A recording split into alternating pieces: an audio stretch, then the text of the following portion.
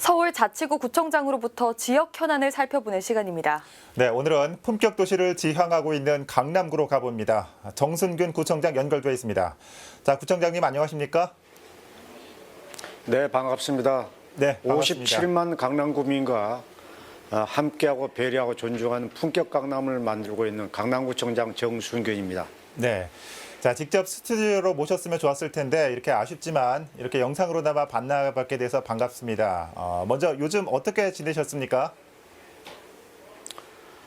저는 매일 오전 9시에 구청 간부 직원들이 참여하는 재난안전대책 영상회의를 통해서 코로나 관련 현황을 점검하는 것으로 하루를 시작하고 있습니다. 예.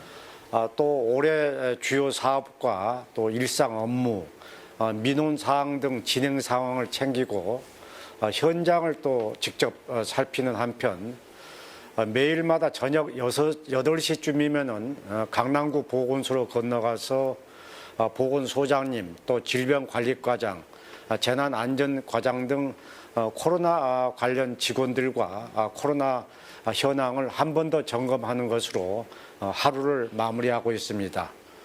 또 주민들과의 활발한 소통을 위해서 일주일에 2번씩 미미 강남 코로나19 브리핑을 직접 진행하면서 하루하루를 바쁘게 지내고 있습니다. 네, 말씀하신 것처럼 코로나19로 바쁜 시간을 보내고 있으실 것 같은데요. 아무래도 지금은 백신 접종이 최대 관심사일 텐데 강남구는 백신 접종 잘 진행되고 있습니까? 네, 지난달 26일부터 시작한 코로나19 백신 접종은 잘 진행되고 있습니다. 현재 요양병원과 시설 입소자와 종사자, 또 1차 대응 요원 등 1분기 대상자 12,956명에 대한 접종이 진행 중인데요. 네. 어제까지 11,090명이 백신을 맞았습니다. 다행히 아직까지 관내에서 백신을 맞고 큰 이상 반응을 보인 분은 아직 없었습니다. 현재까지 46분이 접종 후에 흔하게 나타날 수 있는 발열이나 기침 같은 가벼운 증상을 보였는데 모두 하루 이틀 만에 회복됐고 건강하게 생활하고 계십니다. 네. 자, 지난해 저희 뉴스에서 연결했을 때도 직접 코로나 상황을 브리핑한다고 하셨는데 지금까지 이어지고 있습니다. 자, 그만큼 이 코로나 대응에 신경 쓰고 계신다는 뜻일 텐데 최근에 강남구의 코로나19 대응을 한마디로 표현하신다면 어떻게 정리할 수 있을까요? 예, 가장 중요한 그 감염병의 기본 대응 원칙은 조기 발견, 조기 차단이라고 할 수 있습니다. 네.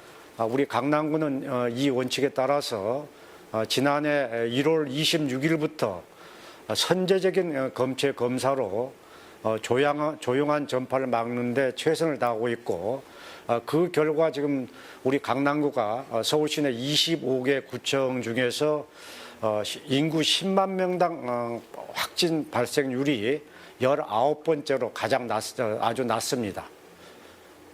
감염병 대응은 빠를수록 좋다는 강남구의 의지를 알 수 있을 것 같습니다. 코로나19가 강남의 전염병 방역 체계를 많이 바꿔놓은 것 같은데요. 스마트 감염병 관리센터도 생겼고 그동안 강남구에 많은 변화가 있었죠. 네, 그렇습니다. 강남구는 우리나라 최초로 선별 진료 전 과정을 QR코드 하나로 해결할 수 있는 스마트 감염병 관리센터를 설치하고 운영 중입니다.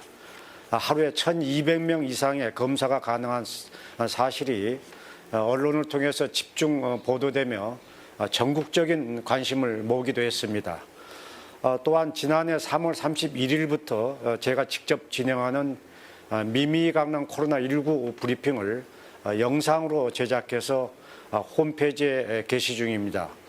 지난 12일 100회를 맞이하기도 했는데 많은 분들의 성원 덕분에 1만 뷰가 넘는 콘텐츠가 26건, 평균 조회수도 7,800여 회에 달하고 있습니다. 코로나19 현황과 강남구 대응을 알려드려 강남구의 건강 안전을 지켜드리고 또 불안감도 덜어드리는 효과가 있다고 저는 생각하고 있습니다. 예. 자, 저도 최근 방송하신 100회 브리핑 잘 봤는데 지금 화면에도 나왔지만 이렇게 만들어지고 있는지 몰랐습니다. 자, 그런데 코로나 대책도 물론 브리핑만으로 끝나는 게 아닐 텐데 이 코로나로 피해를 보고 있는 소상공인이나 자영업자들에 대한 지원은 어떻게 이루어지고 있습니까? 저희 강남구는 최근 코로나19 장기화로 피해를 입은 매출 5억 원 미만, 상시 근로자 5사람 미만의 소규모 사업장 3만 5천 개를 대상으로 해서 사업장당 100만 원의 경영 안전 지원금을 지금 현재 지급 중입니다. 전국 최초로 지급되는 그 해당 지원금은 총 350억 원 규모로 다른 지자체처럼 무이자 대출 지원이 아닌 현금을 곧바로 지급하는 방식이어서 조건 없는 정책으로 불리며 아주 큰 호응을 얻고 있습니다. 또 연매출 2억 원 미만의 소상공인들에게 업소당 공공요금 50만 원을, 또 연매출 5억 원 미만의 소상공인에게는 임차료 140만 원을 현금으로 이미 지급했습니다. 또 50인 미만 소상공인 사업체 무급 휴직자에게 고용 유지 지원금도 지원합니다. 앞으로도 다양한 지원 정책을 마련해서 코로나19로 어려움을 겪고 있는 자영업자나 소상공인을 도와드리고 또 우리 지역 경제 활성화에 활성화가 될 수 있도록 힘쓰겠습니다. 네, 지금까지 코로나에 대한 강남구의 전반적인 대책을 살펴봤고요. 이번엔 주제를 좀 바꿔보겠습니다. 먼저 청장님이 생각하시는 지난해 강남구정의 긍정적인 변화 몇 가지만 꼽아주시죠. 네, 저는 취임 초부터 기분 좋은 변화, 품격 있는 강남을 비전으로 제시하고 구정 핵심 사업을 완수하기 위해서 노력해 왔습니다. 네.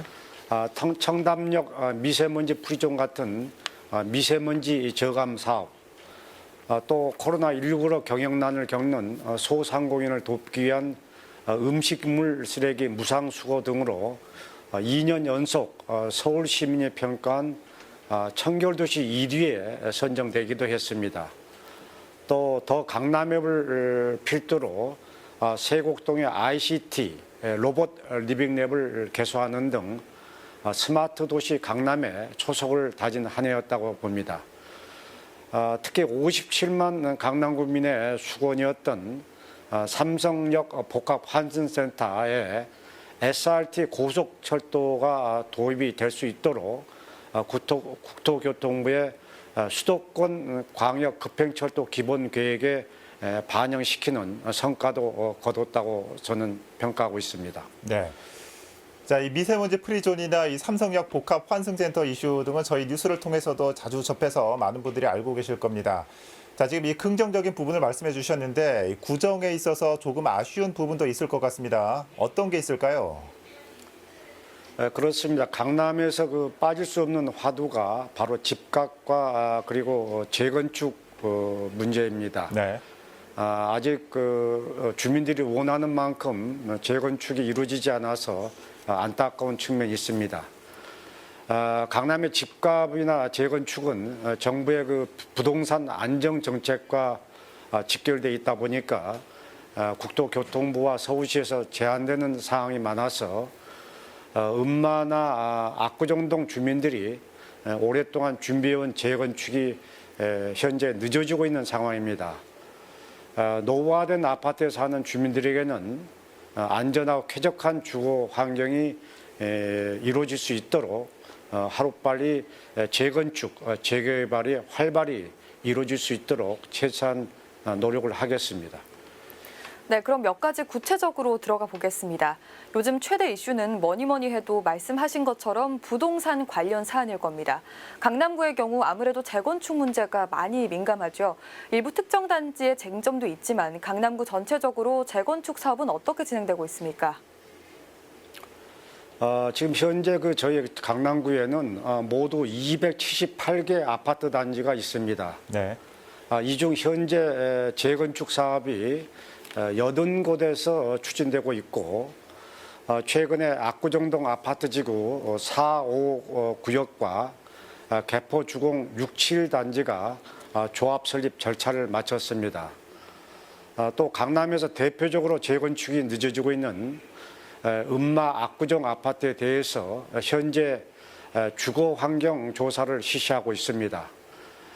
다음 달 7일 서울시장이 새로 선출되면은 저는 이 환경 조사 결과를 토대로 시장님을 만나서 집값 안정 문제도 중요하지만은 주민들의 열악한 주거 복지를 향상시키는 그런 문제를 해결하는 차원에서라도 음마와 압구정 등 재건축 사업이 하루빨리 시작되도록 협의해 나갈 계획이라는 말씀을 드립니다. 저는 재건축이 결코 쉽게 해결될 수 있는 사안은 아니지만은 네.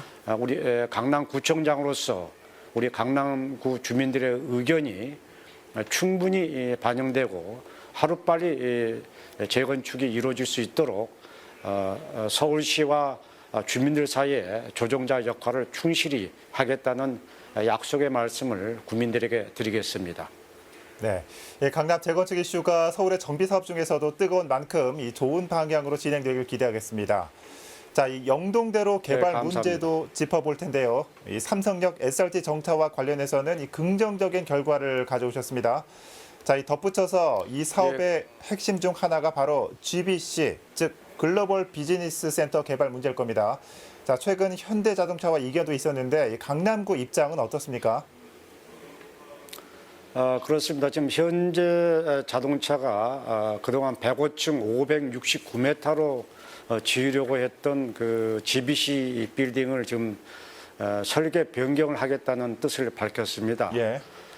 그렇지만 현대자동차 GBC는 125만 명의 일자리 창출과 또 268조에 달하는 경제적 효과가 기대되는 우리 강남 구민들의 염원이 담긴 프로젝트입니다.